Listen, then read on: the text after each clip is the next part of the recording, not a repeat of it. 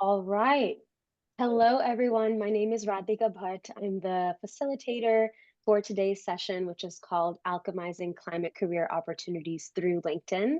I really want to say thank you so much to Tara.do for putting on Climate Career Week. I had the opportunity to participate last year as well, and I'm super excited to be here on day one. I know the kickoff event for Climate Career Week just happened before this, so if you're jumping from one call to another, I appreciate you. Thank you so much for being here. I'm going to drop something in the chat really quick. It has the slides for today, as well as a few other links that I'll share. If you join late, you're missing that. I'll hopefully try to be able to pop that in the chat in the future as well. And really quick housekeeping, just to let everyone know, this is a webinar. Sorry, this is a meeting, not a Guys, webinar. So promise me you'll if stay I could away ask from everyone to just come all in the and stuff mute out there. themselves, make sure you Okay, stay be on really mute. careful. We You're will gonna have have to take it easy. time for Q&A at the end. And yeah, friendly reminder, I and please mute yourself. I'm gonna go and try to mute people, but if you can try to remember to mute yourself when coming in, that would be super helpful. Wonderful. Okay, so I'll go ahead and share my slides and really just want to say thank you everyone for being here about this talk on LinkedIn. And thank you again to Tara.do for putting it on. So I think we have Tara here from Tara. If you want to say anything about Climate Career Week or anything, the floor is yours as well. Thank you so much, Radhika. Yes, it's Tara from Tara.do. I feel like it was meant to be. That's my email, by the way, Tara@Tara.do, so it's easy to remember. But yeah, welcome everyone. I'm super excited for Radhika's event and also this entire week. So just very quickly here, we have an entire week of virtual events planned just for you. I've curated these events. I'm super excited for them. We have things like socials and pathfinding and amazing careers coaches like Radhika. So please do check out the link and join as many as you can, because I would love to see all of your beautiful smiling faces. So that's it. I just am so happy everyone's here. Please join other events. We'd love to see you there. Wonderful. Thank you so much, Tara, for being here. Again, thank you for putting on all these events. This is the second time I've participated in Climate Career Week, and as you can see, there's so many different events happening, so I hope everyone is able to attend this week. Really quickly, before I jump into the slides, wanted to offer a brief introduction for myself. As I mentioned, my name is Radhika Bhatt. I'm a climate career coach. I'm an emergent strategist, and I also have done some work as a climate career recruiter. And in the last 3 years of running my business, I've helped over 400 people navigate their climate career transitions into different places like sustainability, social impact, nonprofits, climate tech startups, philanthropies, and various other places in the private sector. Before becoming a career coach, I spent 8 years in the federal government working at the intersection of technology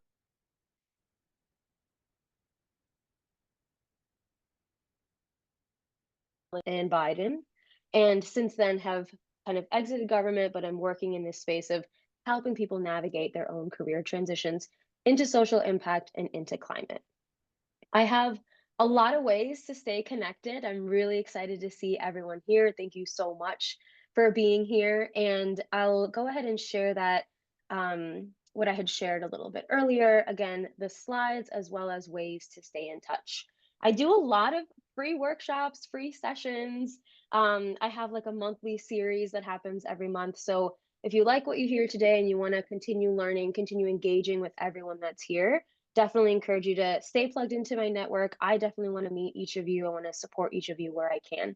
So I'm a resource. Feel free to use me during this workshop and reach out to me afterwards. Wonderful. So everyone here is here because we're here to talk about LinkedIn and we're here to talk about connection. I know that we're also, it's a crazy time in the world, in the US, politically, socially. There's a lot going on right now that I know is creating some uncertainty and a lot of emotions right now as well. So before I even jump into talking about everything I'm going to talk about, I wanted to offer this suggestion and idea that today, in this hour that we spend together, I offer this to you as a pocket of sanctuary. I offer this to you as a time where you can think and act on creating a different and a better world.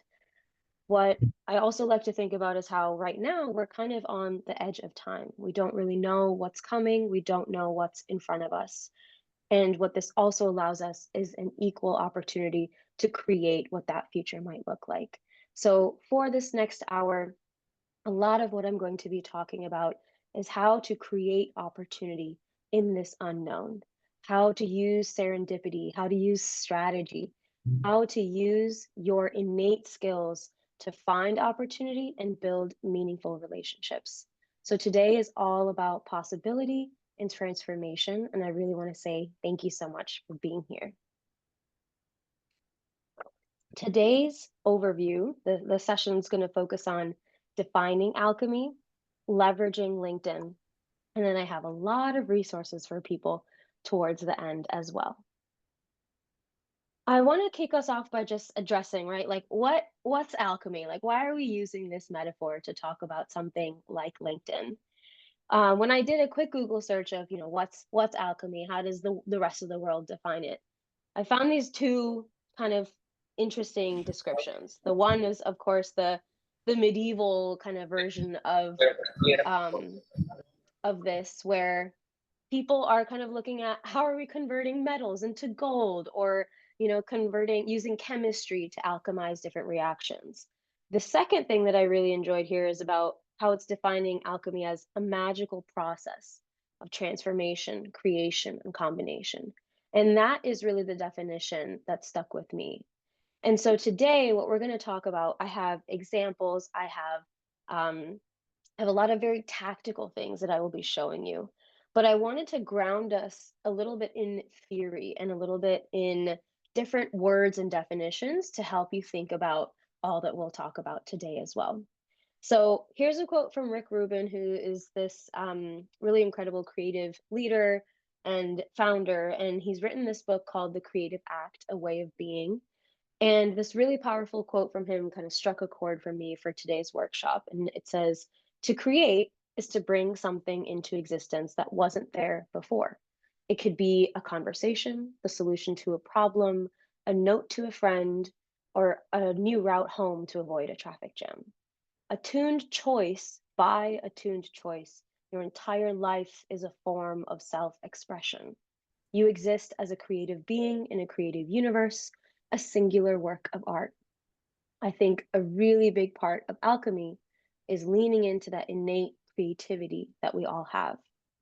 I also was recently reading a book around shamanism, and it was really interesting. It's called Urban Shaman, kind of the practice of how do we take indigenous and natural practices around shamanism and integrate that into our urban lives.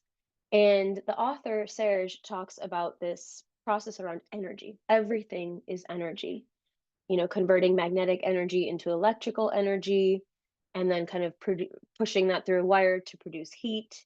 And heat can also be produced through a group of people in a room, meditating, breathing, doing different activities. And he talks about how this idea of everything being energy can actually help us understand how thought can produce a physical equivalent, which can be equally amplified by emotion and confidence. And then lastly, what I also want to add in is this topic of biomimicry. Janine here is the author of Biomimicry, Innovation Inspired by Nature. She's a researcher, an author, a speaker on biomimicry. And she talks about how biomimicry is taking a design challenge and then finding an ecosystem that already has solved that challenge. So these are all lessons from nature. There's different types of biomimicry, copying form and shape. You can think about something like a plane, right? How many the Wright brothers studied how birds flew and how different combinations of wings and structures in nature allowed things to fly, and that's kind of what created the first airplane. There's also copying a process like photosynthesis. There's also mimicking an ecosystem at an ecosystem level, like building a nature inspired city. So there's lots of ways that biomimicry, not only as a theory, but also as a practice, can help us uh, alchemize not only opportunity, but what we are creating around us as well. So I wanted to ground us in those three quotes to really help you understand kind of my version or my view of why we're even talking about alchemy right now. Alchemy to me is a process of combining creativity, energy, and nature inspired living that enables discovery.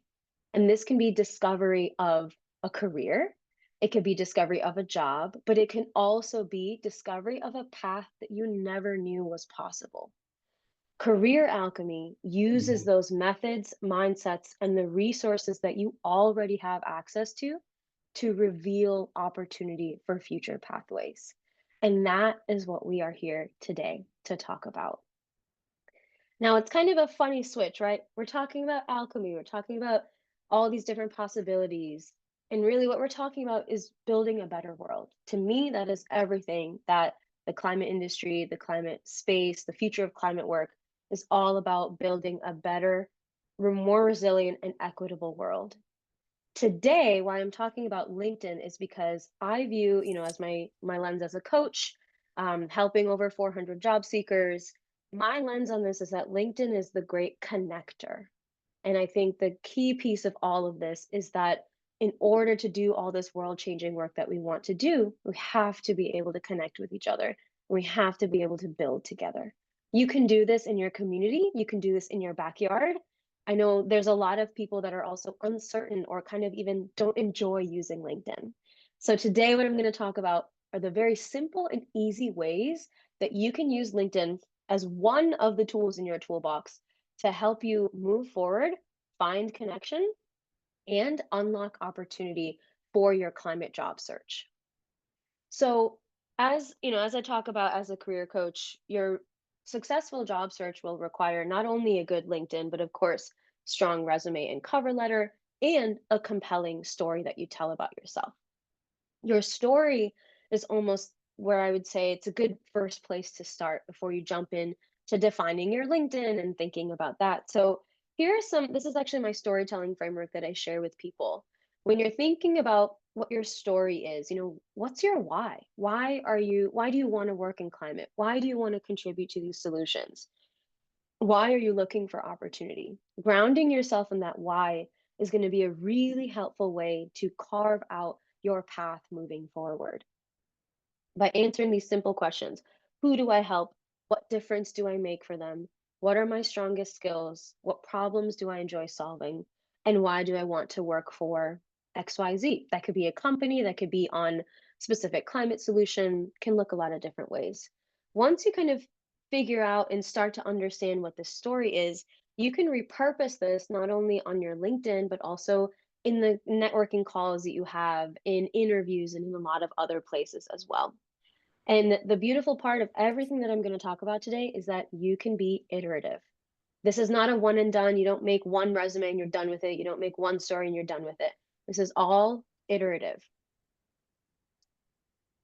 Another thing that I see a lot of job seekers do is that oftentimes they're like, okay, this is who I am. This is my story. Now I'm going to try to talk to as many people as I can. I'm going to apply to a ton of jobs. I'm going to network. I'm going to maybe take like a education program to learn in climate. I'm going to find a volunteer role. They're doing all these things that are kind of one directional in terms of it's me and I'm going after all these different things. Now, those are great strategies to take, and also what happens is people get really burned out. People get really exhausted, they get burned out, they're like, "Oh, I'm doing everything and nothing's working." It's a really challenging place to be as a job seeker because you're looking for a job or you have a specific goal in mind, and you're doing everything in your power to reach that goal, which is an amazing thing.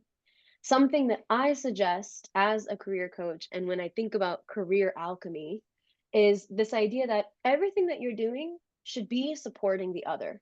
There's another incredible theory in climate work called multi-solving. And that is a theory that I definitely add into my coaching practice of when you're doing all the things, let's try to make sure that it's regenerative. Let's try to make sure that anything that you're doing to network or learn is also supporting your ability to find a job. Or if you're applying to a ton of jobs, how can we make sure that you're also networking to make sure that you can kind of get an in with that organization? Or if you're learning, if you're researching, let's make sure that that learning opportunity is helping you expand your network. So this is what I mean by kind of this regenerative circular process of you can have a bunch of one-off efforts, or you can make sure that they're all supporting one another and supporting you ultimately. So for the purpose of this workshop, one really great way that I recommend doing that is through LinkedIn. Using LinkedIn to help you network, to help you learn, to help you find volunteer opportunities, to help you find jobs that maybe haven't been posted online yet, and to help you access resources that you wouldn't otherwise. So, really quickly, I'll go through LinkedIn profile essentials, and then I'll actually spend most of this workshop talking about the algorithm. There will definitely be time for questions at the end, but if anyone has questions about what I'm talking about, feel free to type in the chat and I can try to make sure I answer them as I go as well. So, first and foremost, before I even talk about your LinkedIn profile, best practices and updates. The reason why I even talk about the importance and the value of LinkedIn is because it is an incredible tool for visibility. If you want to build new climate solutions, if you want to contribute to really incredible projects, and you want to be a part of community, being seen and being known is a part of that. And LinkedIn is one of those platforms that can really help you become visible and help you be seen. Now, I'm not talking by hundreds of thousands of people by becoming a famous person.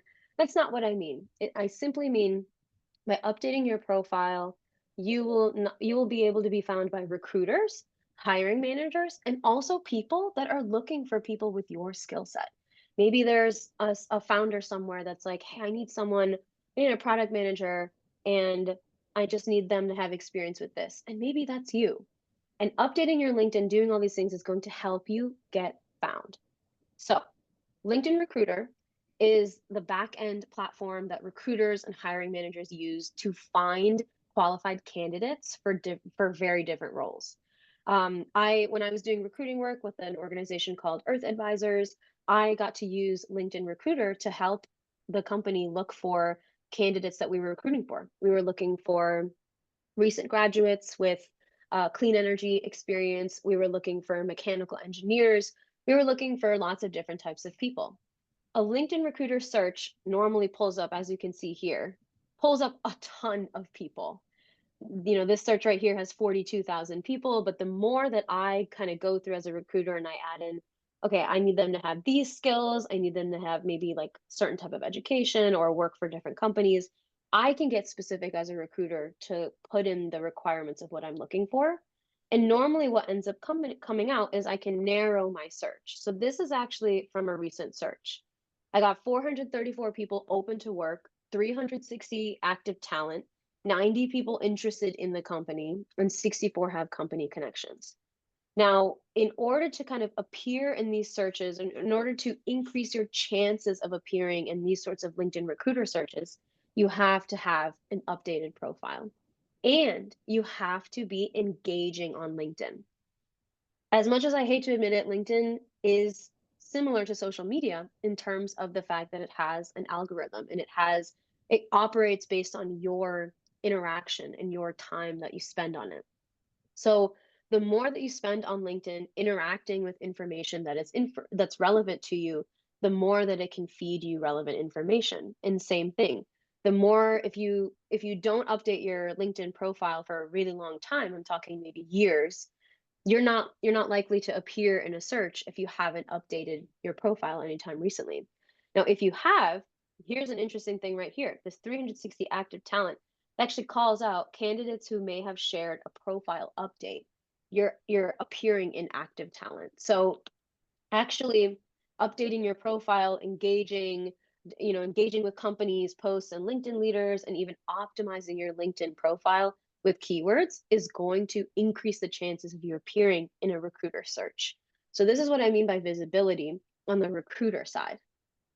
And yes, I'm seeing a question. Interested in your company does that mean subscribe to a company page? Yes. So that means that someone's liked the company page. And this is a pretty simple thing that you can do.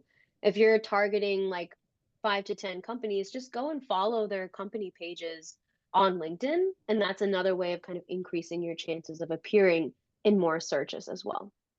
Now, when I talk about keyword optimization, I'll give an example of that too. But At the most minimum, when I talk about profile updates, this is what I'm talking about. Open to work, your headline, about section, experience section, and recommendations. There's more that you can do on your LinkedIn, but if we're talking bare minimum, these are the 5 areas that I highly recommend you work on this week. First and foremost, if you are looking for a job, if you are open to work, you must mark that you are open to work. It will be harder for people to find you and harder for people to know what you're looking for if you don't have this marked. And the good thing here is that you can have a private version or a public version. So let's say you're in a situation where you have a job and you don't want your employer to know that you're looking for work, make sure that you only have the private version selected. And that means that only recruiters can see that you're looking for work or that you're open to work. And LinkedIn does some steps to make sure that recruiters at your company won't be able to see that. Another thing with open to work is that you can actually customize exactly it is you're looking for. You can put job titles, you can put location, pay preferences, you can really customize all of that. And the key thing that I want everyone to think about is people using open to work are 40% more likely to receive emails from recruiters and 20% more likely to receive community messages. So that's another just as powerful angle here of when we're talking about connection, when we're talking about building solutions, recruiters are not the only people that you want to connect with. You want to connect with everyone here. You want to connect with other job seekers. You want to connect with people that are already working in this space. All of that will help you find more people to connect with and build new connections that could then turn into something that we don't even know what could happen yet. Another thing with your headline, the headline is super important because your headline is the first thing that shows up in a quick search. So the screenshot that you're seeing here, this is not LinkedIn Recruiter. This is the public side of LinkedIn. So if you or I were going to just go on and search for something, this is what would come up. In the top, I searched for product manager, climate, and all the people that came up, there's 13,000 people. And this isn't even, these are not my first level connections. These are just people that came up in general. And the reason why they came up is because they have those keywords in their headline. They have climate advocate, product manager. This person's seeking high impact opportunities. Cool. This person says product manager, climate tech. So the reason why these people are coming up are because they have the keywords in their headline. So definitely make sure that you're kind of tailoring your headline to include the keywords for the types of climate work that you want to engage in. Maybe it's nature-based solutions, maybe it's carbon sequestration, whatever that is, put those keywords in your headline. Now, you can't tailor your LinkedIn profile to every single role, like as you would for a resume, but you can supercharge your LinkedIn headline with relevant keywords that will again increase your chances of appearing in a search. Leah, I see your question. Should you put hiring in your headline or just use the banner? Yeah, if you're a climate founder or working at a company that's hiring, I definitely recommend using the banner, the kind of the part that appears on your on your image. You can also, I've also seen people put, you know, their headline here and then say hiring, like we are hiring. I've seen that both ways. So if you're someone that's looking to attract candidates, you're trying to find those people, I would also say you can put hiring right there as well. And it's a great way of maybe getting more people to reach out to you as well. In your experience, do recruiters lean on the interested in your company pool at all to scout talent? I would say I don't think it's like the number one thing. So interested in your company, that's great. You know, that's 90 people. The bigger part of this is actually, I would say, open to work and active talent because that actually shows you the specific skills that people have. The 90, like looking at this, yeah, it's nice. It's nice to see like a smaller number, but um, pretty much I am saying all this to say we're talking about increasing your chances. We're talking about increasing the odds of you kind of appearing in a search or being chosen by a recruiter. But everything that I'm going to talk about today, the end goal of using LinkedIn is not only to be seen by a recruiter or not only to be found through one of these searches. It's to be found by anyone that could be hiring, anyone that's building, anyone that's creating, and for you to even find hidden opportunities that you maybe didn't even know about. So I would say that's something to keep in mind as I'm sharing. All of these things can help you increase your chances of being recruited.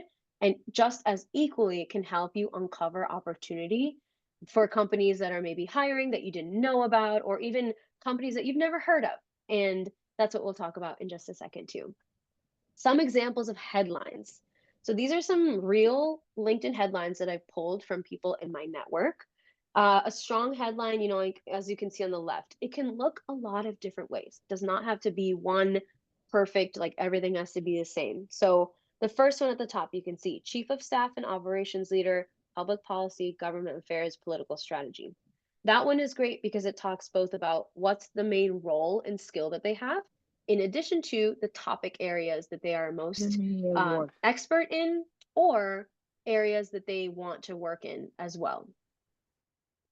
So if you go down this list, the next one says tech product management, advisor, climate tech, experience in quickly scaling products and orgs from zero to millions.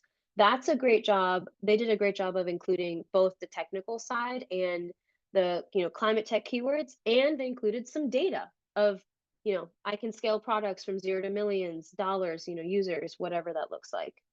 And then another thing to think about here is I've seen this especially for if anyone here is going through a layoff or experiencing the reductions in force at the federal level. Another great thing that I've seen a lot of people do is actually include their previous employers in their headline.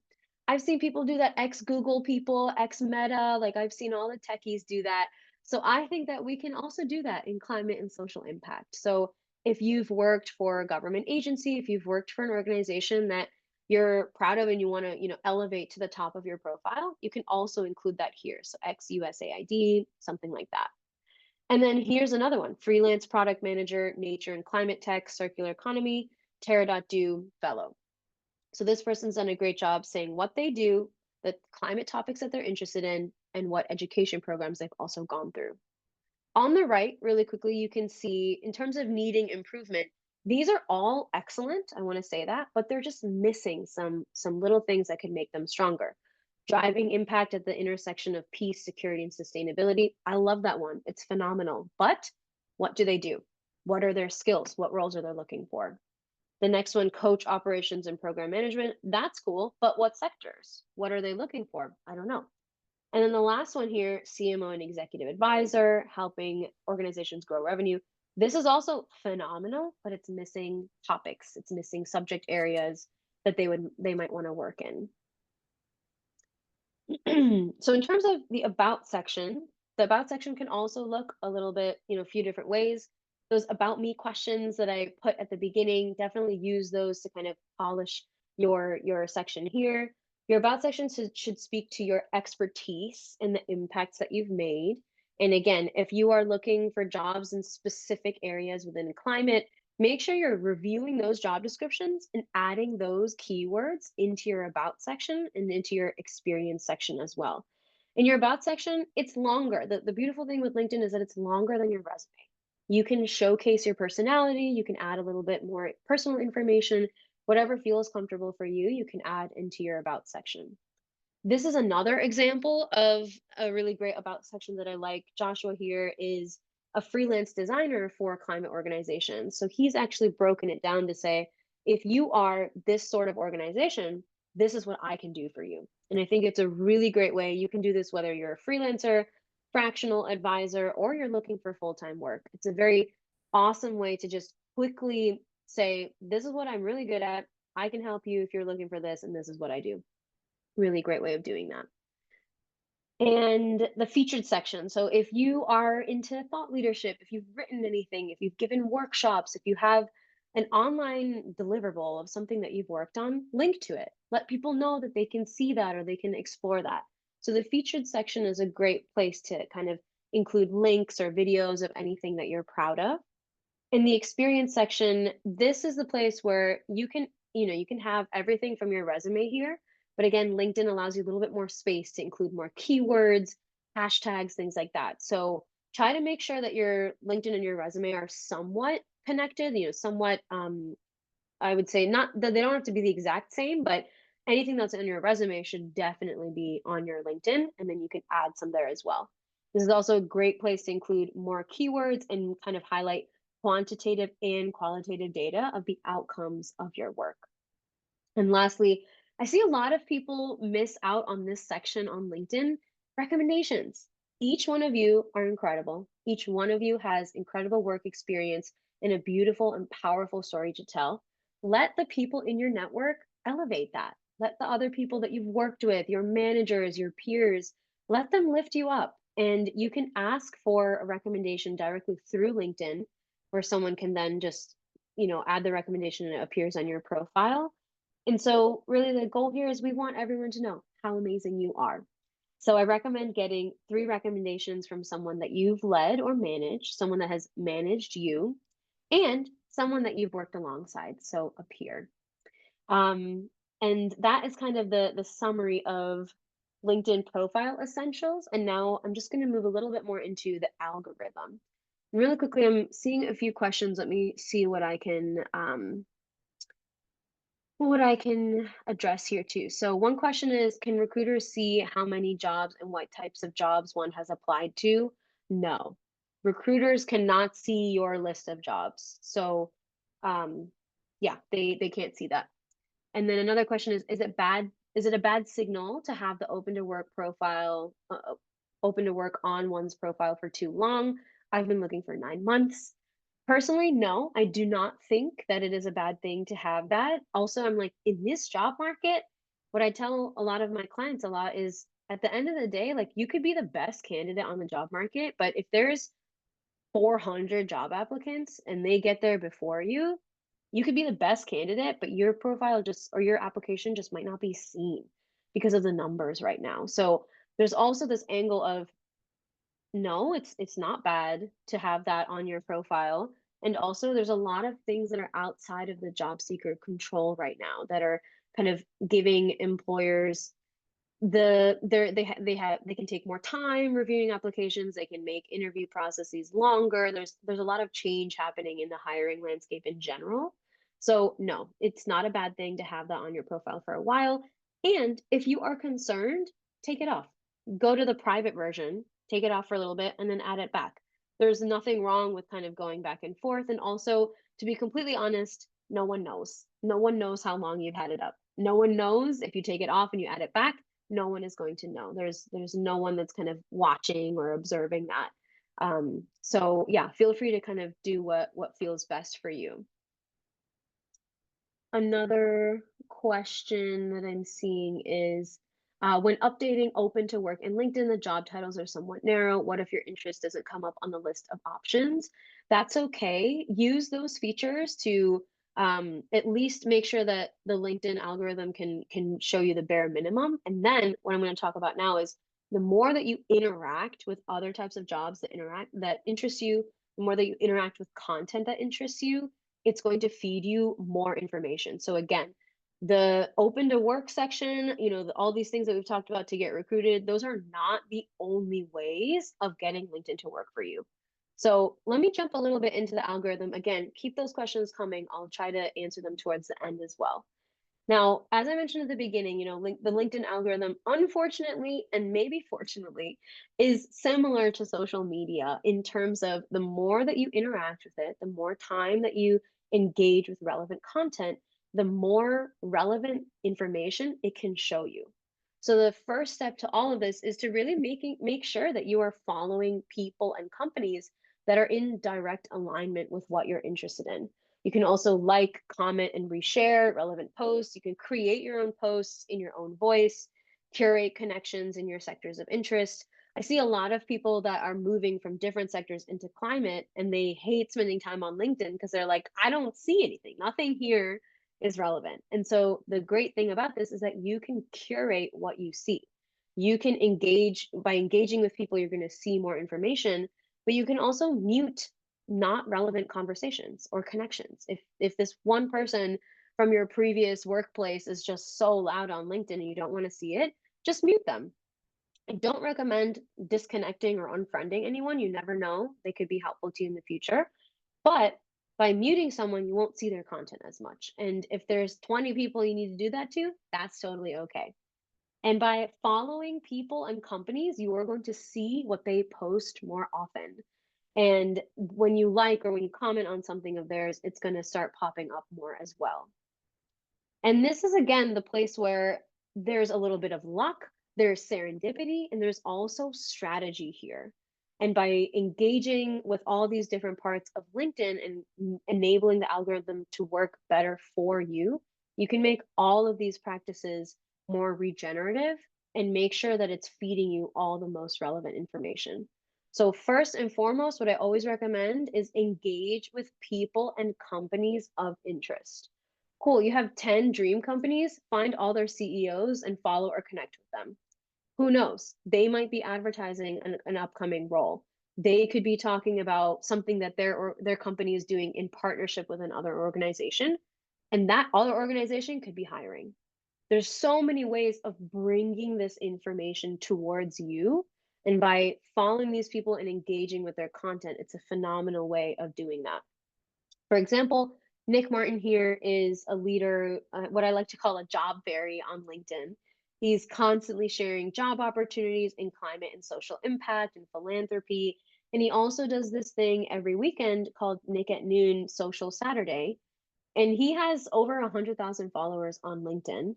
So when he makes a post and he says, "Hey, comment here if you're looking for a job," you can see there's 575 comments, 241 likes. The numbers look crazy. Now, this is a great example of a meaningful interaction where this person came and said, "Hey, I'm going to make a comment. I'm looking for work. This is who I am." Now, if for whatever reason you're not comfortable leaving a comment, that's okay. You know what you can do? You can go through this list and see who are other people that are looking for something similar.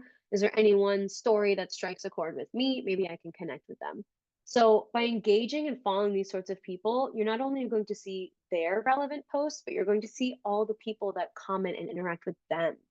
So the beautiful part of, following and connecting with people is you actually get access to their entire network by connecting with them. If their like friend of a friend makes a post and that person you're connected with likes it, you actually have the capacity to see it because you're connected with that person. So I'm talking about network expansion, I'm talking about connection here just by interacting and kind of leaving comments. Really great examples here. Katie here is a CIO for a climate organization. She left this post on LinkedIn talking about, you know what, I need to find more, like I need to read more about addressing iteration and learning in the climate space. And Bullock here left this comment saying, "Hey, I read this really cool thing from the Carbon Removal Alliance. Here you go." And she got a great comment back from Katie. Now, this is a direct interaction between Bullock and this CIO. You can take this comment or this interaction and move it to, "I'd love to connect and continue the conversation." And so this is again, we're going back into this alchemy. We do not know what the outcome is, but by building more of these connections, by drawing more people to your profile, to you, you are able to then build on that connection. You could, again, Bolakir could turn this into a one-on-one conversation that could then lead to an opportunity that this organization is thinking about. Or it could lead to a connection to another person that could then help her in that way too. So we don't know what the outcome could be, but by opening yourself up to these sorts of interactions and engagements, you can really, again, we're all talking about increasing your chances and increasing the amount of opportunity that is flowing to you. This is actually an example, a very personal example of something I experienced last year. Danielle here posted really interesting information about the climate workforce. I was giving a presentation at New York Climate Week. I left a comment, "Can you share?" Looking for, the source of the data. And Neil Yo, who's the CEO and founder of 1.5 Academy, responded, and then Ephraim Beiser, who also works on sustainability at LinkedIn, also responded. So I got two comments back from two people in positions of power, two leaders, two climate sector leaders that I had never met before. And I was excited by that. But what actually happened was I had applied to attend an event at New York Climate Week that Neil was putting on, and he saw my comment, he looked me up, he saw that I had applied to attend, and I was accepted.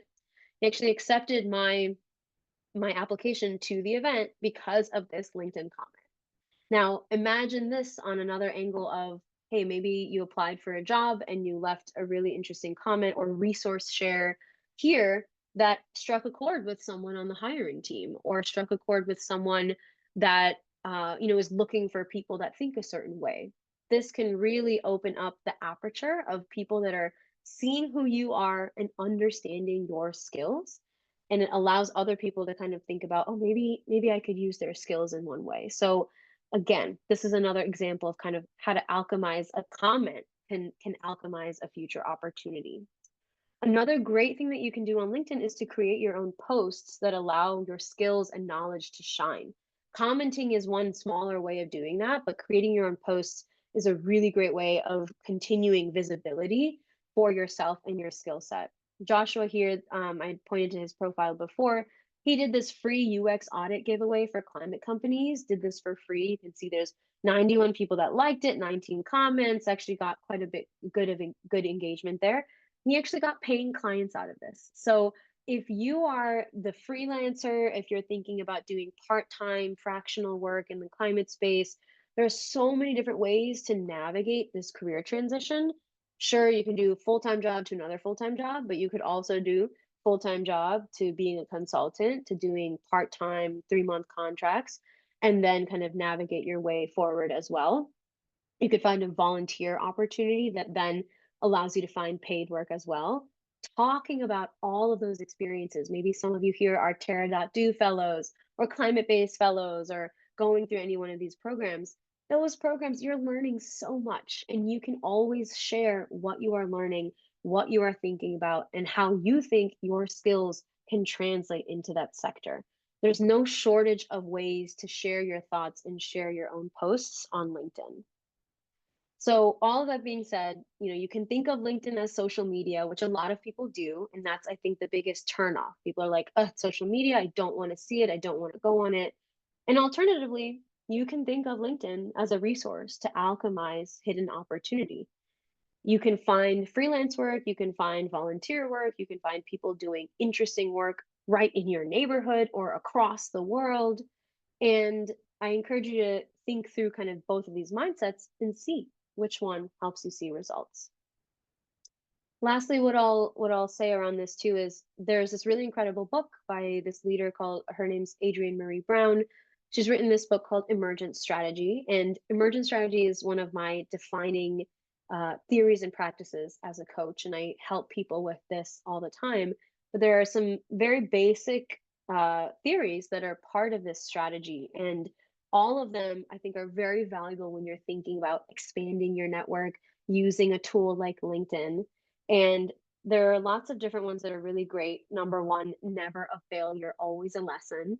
If you reach out to someone and they don't respond, that's okay. On to the next. There are hundreds of people that want to help you and that want to see you succeed. So this kind of element of continue, growing those connections, continue having conversations, and also focus on critical connections more than critical mass. In this whole conversation, my goal is not to say connect with 1,000 people tomorrow or this week and then kind of go forward.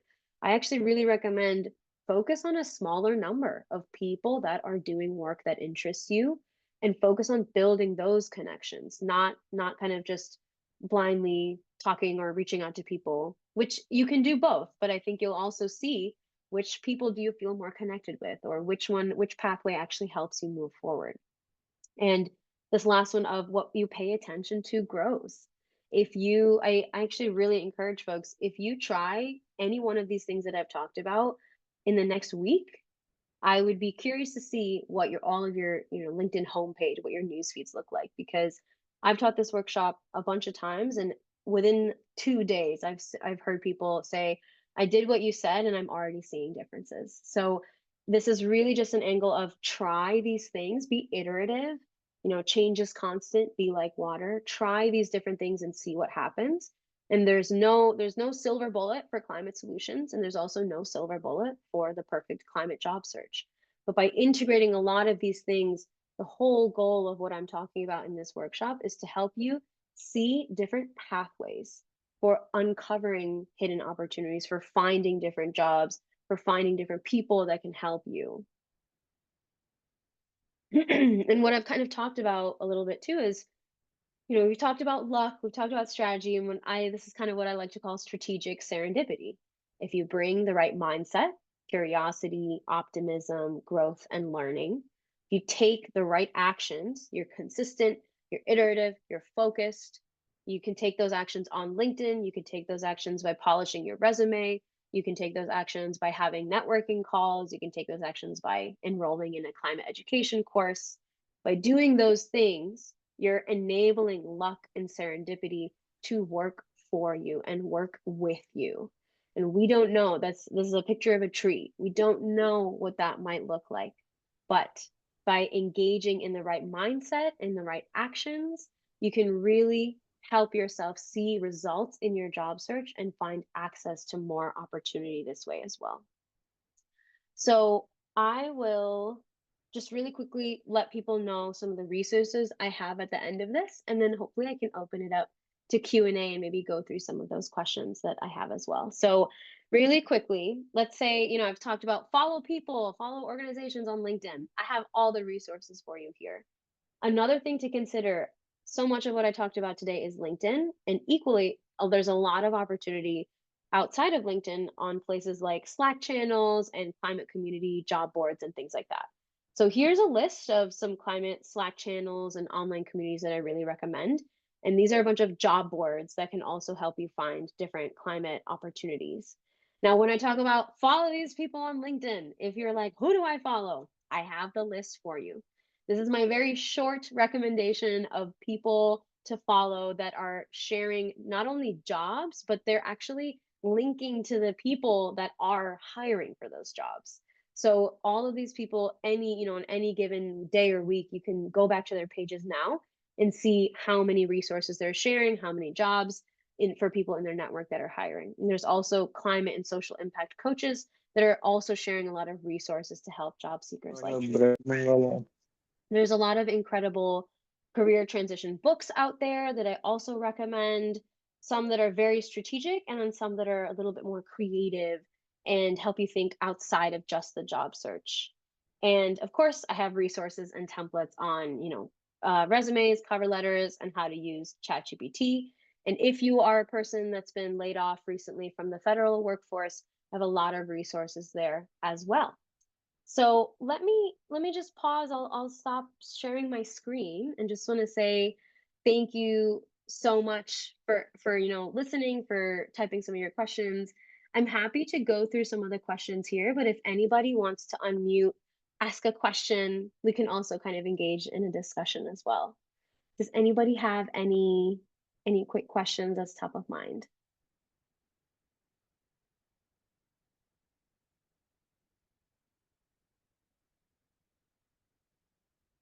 Nicole, go ahead. Hi, thank you. That was super helpful. I was wondering if you had any thoughts on using LinkedIn for applying to positions that um, already have they have say that they have like over 100 applicants and everything already clicking to apply, and any kind of thoughts on what that really means, if those things are still worth applying to, etc. Yeah, that is a great question. So I think that it's also worth noting that a lot of people, oh, here's a really good tip too. A lot of people click quick apply, and I do not recommend selecting that because quick apply actually just sends your LinkedIn profile. It's not an actual application. So if you're one of those people where you're like, I've applied to 500 jobs and 300 of them were quick apply, you're not going to get a response, or you're not likely to get a response because it's not like a full application. So something to keep in mind is that if a job says there's over 100 applicants or over 300 applicants, there's a good chance that a lot of them have just hit quick apply, and that's kind of the number that LinkedIn is showing you. What I recommend is it's definitely kind of, it's one of those things where you can see something and you're like, if it's 300 people, maybe I shouldn't apply. But also, it kind of depends on how long the job has been open. If it has been open for one day and there's 300 people, you actually might have some success if you go a different way and say, instead of applying through LinkedIn, you go to the company website and you submit your application that way. Or sometimes you can actually see who the recruiter is. You could also go directly to them, message them, submit your application that way, or you could find hiring managers at the company. So I think there's a little bit difference of like if it's 300 people and it's been 4 weeks, maybe not. Maybe not applying is maybe best because they've already possibly started interviewing people. But if it's only been a day and that number is still as high, I think you can be subjective to say, is this something that I'm really interested in? Then maybe yes, I'll apply. Or if it's not that high on your list, then maybe you don't need to. So yeah, a few other factors to consider outside of just what that number is. Yeah, that's very helpful. Thank you. Jacqueline, go ahead. Um, my question is regarding like when you're like kind of sending these cold messages out to people that you're trying to connect with on LinkedIn. Sometimes I have a trouble like finding a good ask. And so I was wondering if you had like, any suggestions of like what a good ask would be when like trying to connect with people and be like from like a company that I'm really interested in, whether it's like, oh, help connecting with like a hiring manager if I see that there's like a role that they're hiring for that I'm really interested in, or like whether that's just like a quick Zoom chat and kind of like what to do after that to continue that like relationship building. Yeah, that is a great question. So I think this is kind of where we go into regenerative networking, right? Where you can go into any single networking conversation or a message and say, "Hey, I'm looking for this thing. Can you help me?" And that's one way to do it. And you can also go into any one of those conversations with a little bit more of an expansive kind of learner's mindset where maybe you're coming in and saying, "Hey, I'm looking to learn more about your career path, how you got to where you are." And I'm in a similar position, so I'm reaching out to lots of people. You can kind of take that approach, and what that does is it opens up the aperture of that conversation. If you go in and say, "Hey, I'm looking for this thing, can you help me?" That person might be able to help you, but if you go in and ask them about their career path, how they got to where they are, and what their company does, you're going to learn so much more. And so in that way, I kind of encourage the latter methodology of go in with a little bit more of an expansive mindset, try to ask a little bit outside of just that thing that you're looking for, and you might be able to uncover some more resources and some more help that way. Ultimately, yes, at the end of the conversation, I think it's okay to say, thank you so much, like great learning from you. And also, like, are there 3 other people that you'd recommend that I speak with? Do you know of any organizations doing this work? You can absolutely ask that, but I recommend approaching this from a relationship building perspective. And I'll say this too, I'm a Terra.do alum. I took the program 3 years ago. And all of the folks that I went through that program with, I'm still connected to them. I still see what they're doing. And even one of the mentors that I spoke with 3 years ago, I had the chance to meet her in person for the first time last year. So really want to talk about like the longevity of these relationships. If you have one conversation with someone now, that's not a one and done. You're connected for life in a way. So try to use that like growth mindset when you're approaching those conversations, and you might learn more than you expected that way. Thank you. Of course. Let's see, Dr. Dawn, go ahead. Hi, just curious. Do you know if LinkedIn has any intention to update or make enhancements to the services request and submitted section? So, for example, people can reach out and say, I'm looking for these types of services. And so, like, for example, I get notifications that they may be looking for consulting services, but the scope of what's being submitted is very vague and very broad. So I'm wondering, it sort of reminds me of Upwork a little bit without all the detail.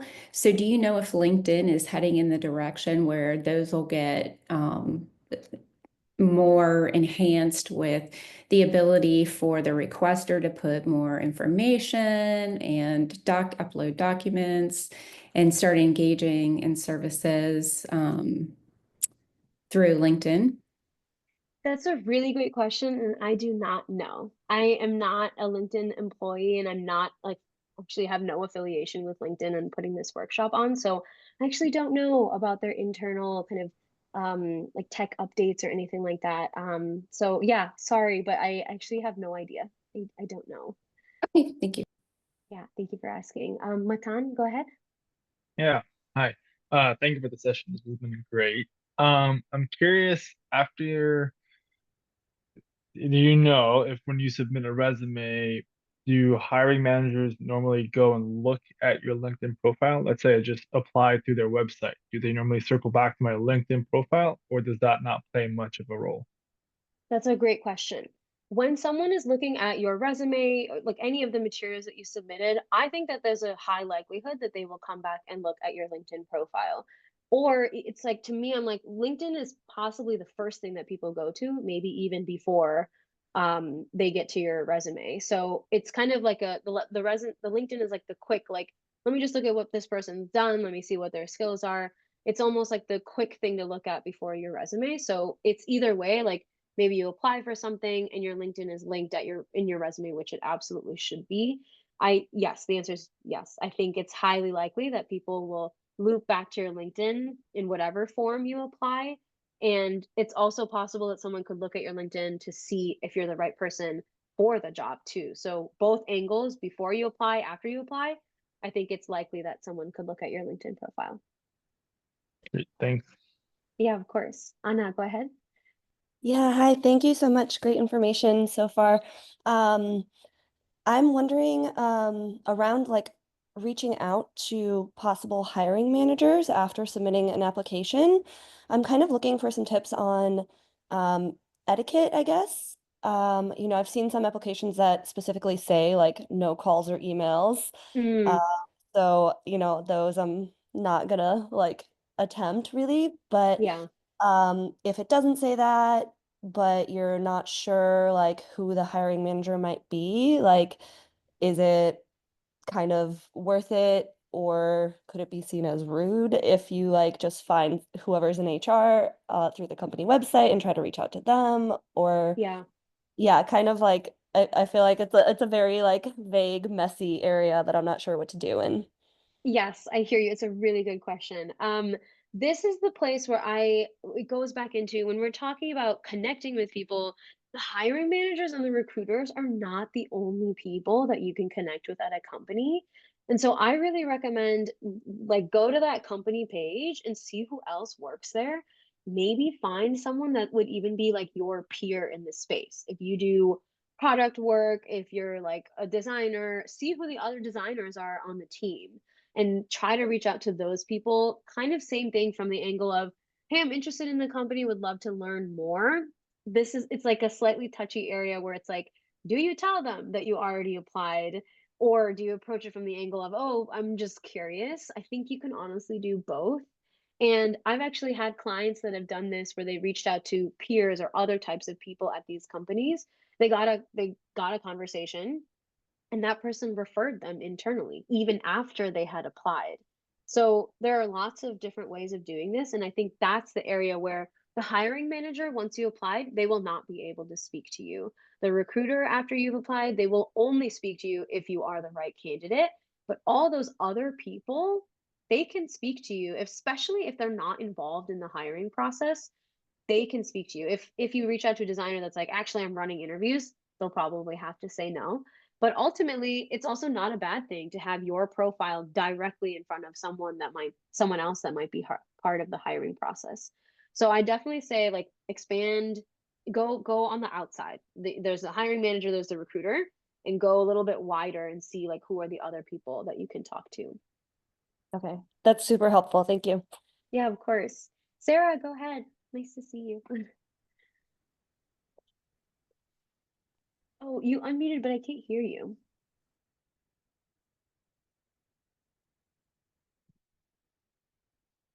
What about now?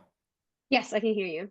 Classic Bluetooth failure. It's not like Yeah. they don't know the device they connect to every day.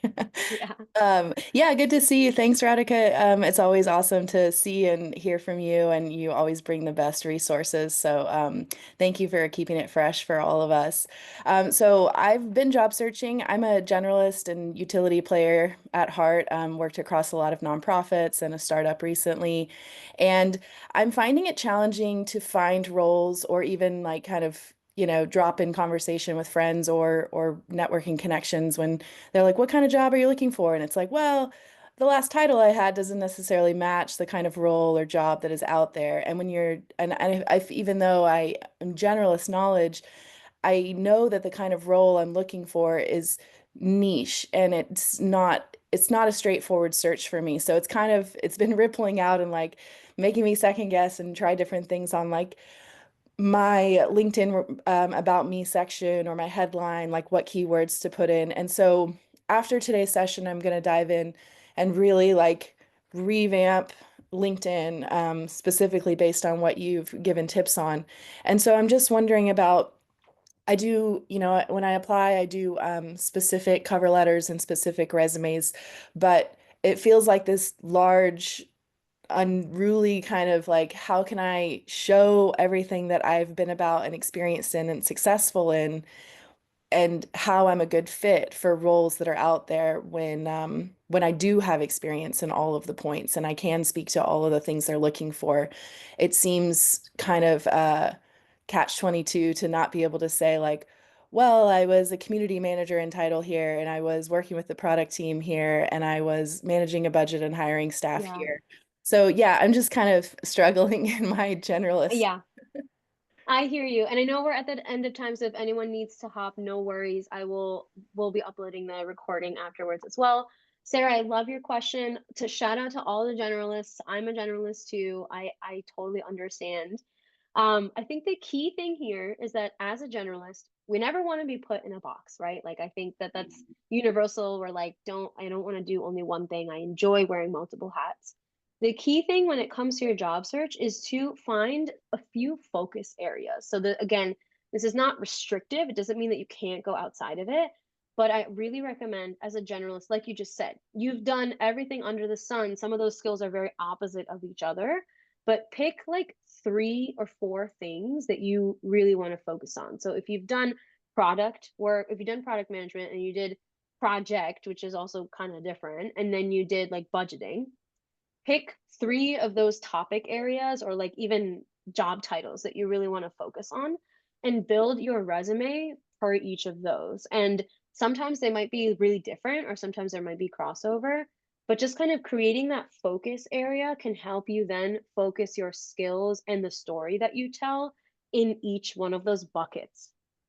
And if at any point in time you pick 3 and you're like, actually, I don't want those, or I need to change one, you can. You can always change that. But that's the thing that I see a lot of generalists struggling with is like, I can do anything under the sun and all my materials reflect that.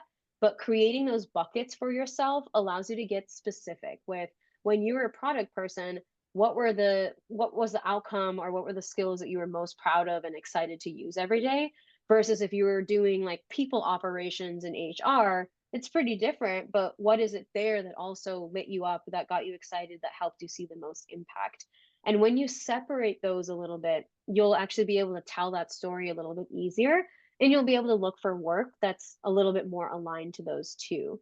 So that's really what I recommend. And then lastly, I'll just say there's a really incredible organization called Generalist World, and they do events for generalists. They do, they have a job board for generalists. I'll just share that in the chat. They're a really great one too. So, yeah, so that's kind of my recommendation for generalists. And if any generalists in the room, I'm like, I could probably do a whole workshop for generalists. And if anyone wants to chat further, I'm definitely around. Cool. Okay, well, thank you so much, everyone. I know we are 5 minutes over. Thank you so much for staying with me for the extra time. I will definitely be sharing, I will be sharing all the slides, the link to the recording, and I really encourage anyone, if you need help, please reach out to me. I'm on LinkedIn. I shared my information in the chat. You are more than welcome. We are same thing. We're connected for life now. So if you need any resources, if you need an additional conversation, and if you are looking to hire a coach, I would be more than honored to work with you. So I dropped all my information in the chat. Please feel free. You know what? I'll just drop my email as well. But LinkedIn is great if you want to reach out to me that way. But yeah, just want to say thank you so much, everyone, for coming. Thank you so much for being here, for wanting to build a better world. And I'm excited to see what each of you do. So thank you so much. and hope you have a good rest of your climate career week. Thank you, everyone. Thank you. Thank you. Take care. It's a million. Thank you. Bye-bye. Thank you. Thank you.